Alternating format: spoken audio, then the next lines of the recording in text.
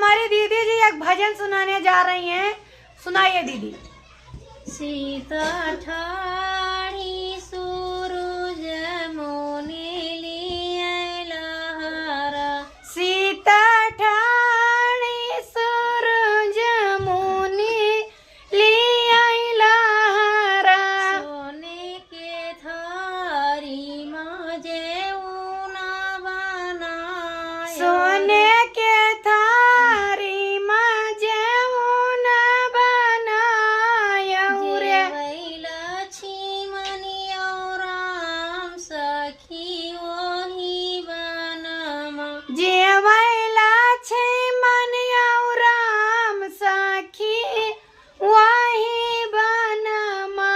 सीता ठाणी सूरज मुनि लिए लहरा। सीता ठाणी सूरज मुनि लिया लहरा। झाझर गेरुआ गंगा जल पानी। झाझर